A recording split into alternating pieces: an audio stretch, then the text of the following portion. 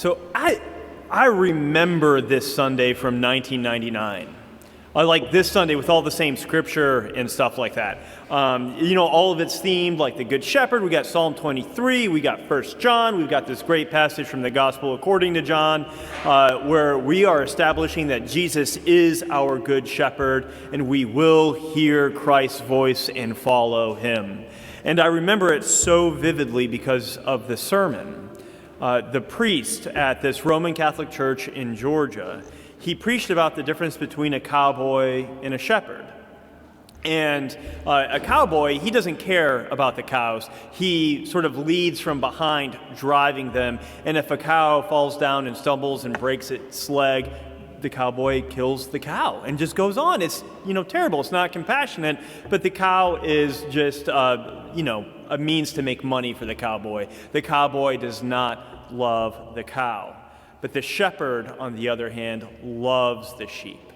And if a sheep breaks its legs, the shepherd will pick it up, put it over his shoulders, and carry it until the sheep is well and can walk again. And, I was probably 12. And then so as a 12-year-old, I actually listened enough to remember it now. So, good on that priest. And then we left right after communion, like you do.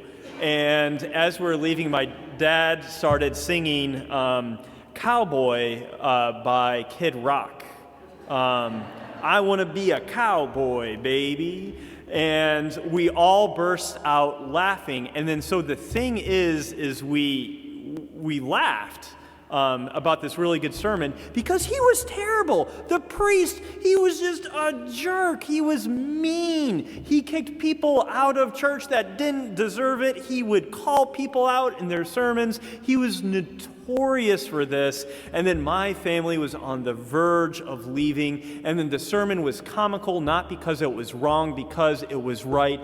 And then this priest, our shepherd of that congregation, did such a terrible job of heeding his own advice. He felt like a cowboy, and we needed a shepherd. A shepherd loves his sheep, and he certainly did not love us. And it doesn't matter how right he was about anything, we were not going to listen to him. And we went to church, honestly, at that point, just because we were stubborn. We were in the rural South, and we were one of just a couple Roman Catholics, and we weren't going to let the other side win and have us go to some other church. That's the reason we stayed with the Catholic Church for so long. There's good Catholic churches out there. This was not one of them. And so a story of a different sort of shepherd. It was just about a month ago, and I got a phone call while I was talking to Kate, our organist. And our stress level was through the roof. We were going through this long checklist of all the paperwork and logistics with the Easter services, blah, blah, blah, blah, blah. It was stressful. And then I got a phone call from our day school director saying that there was a dog running in traffic right outside the church. And so I said a couple of expletives, and then I said, Kate, go grab the dog treats and meet me outside. And so I went outside, and then there was this little old dog. It was, maybe 25 pounds or so.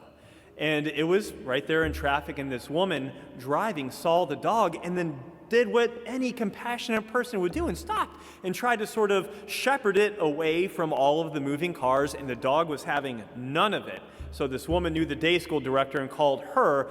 And then so when I got out there, it was this woman I had never met before, the day school director, the administrator, and we were all sort of doing this weird dance trying to get the dog out of traffic. And then it was terrified. From the dog's perspective, we were trying to kidnap it. And granted, we were. And I pulled off my belt and I kind of turned it into this little leash. And then finally Kate came out with treats, and then boom, that got its attention. And it went to the treats, but it was scared of us. And I slipped the little loop of my belt around its neck so it couldn't run back into traffic. And it just bit my finger. It was gory. It was terrible. And then, it's still all swollen and stuff. It was a month ago. And we drug it inside, and we kept on giving it treats, but it wouldn't let us get close enough to his collar to see who it belonged to, but we could see the dog tags, but we were able to zoom in our camera to see the rabies vaccine ID. Then we called the authorities, they cross-referenced it, and then we found the owner, and then this dog wanted nothing to do with us. But the second it heard its owner's voice, its master's voice, the tail started wagging, it started pulling against my belt, and I took it off, and it just raced into the arms of the person it knew would take care of it, give it food, and to love it. And then that's what we didn't have, is we wanted what was best for this dog, but we didn't love it. It didn't know that we were trying to save its life. We were in the right, and then this foolish dog bit the hand that was trying to literally save its life. And you can't blame it, because we didn't have love in our voice in the same way that its master did. It doesn't matter what you do if you don't have love. And then in the story of these two shepherds, one good, one not so good, it's amazing all the stories I hear where people give examples of where churches are a place where they don't hear voices of love. And it's whatever issue you want it to be, like who's excluded in this generation? Or what thing do we really care about here? Is it perfect music? Is it to make sure that everything is nice and tidy? Is it who brought the best deviled eggs to the supper or whatever? Or just petty infighting? Churches are often places where people go to misbehave. And then the thing is we should neither be surprised nor disillusioned with this reality.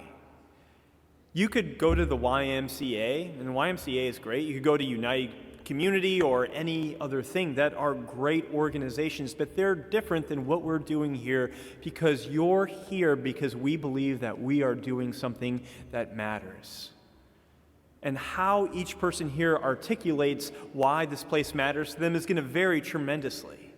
But that's why people are here. This is where children were baptized. This is where weddings happened. This is where you go and pray for that loved one that is with you no longer. And then who knows what will set you off? I have things that really annoy me that I feel less than charitable about when I have to address, because this place matters to me too. And because this is a special place, people are invested in it, and sometimes we can lose the forest for the trees and focus on that one thing that we care about and forget that our voices are an extension of Christ's voice as well. Christ commanded us to go out in the world and love each other as he loved us.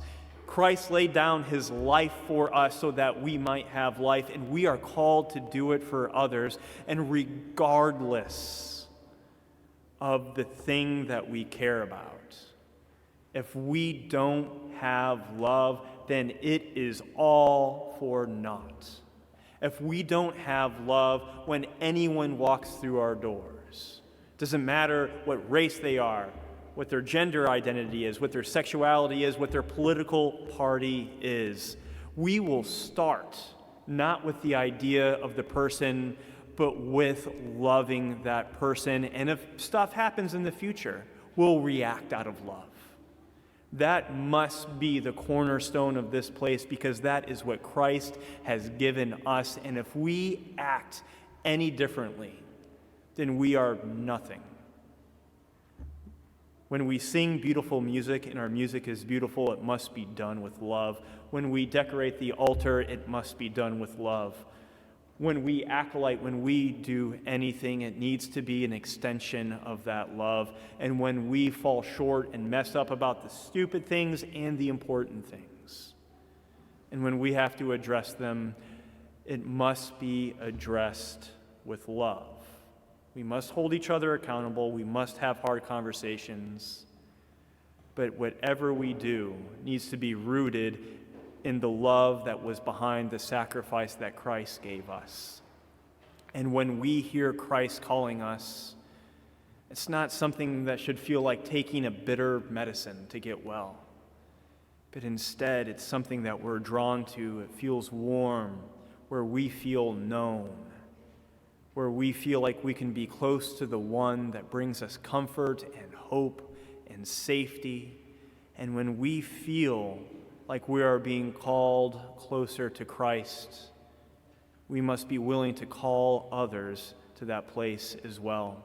So be prepared to act out of love in this place and go out into the world and let it transform you.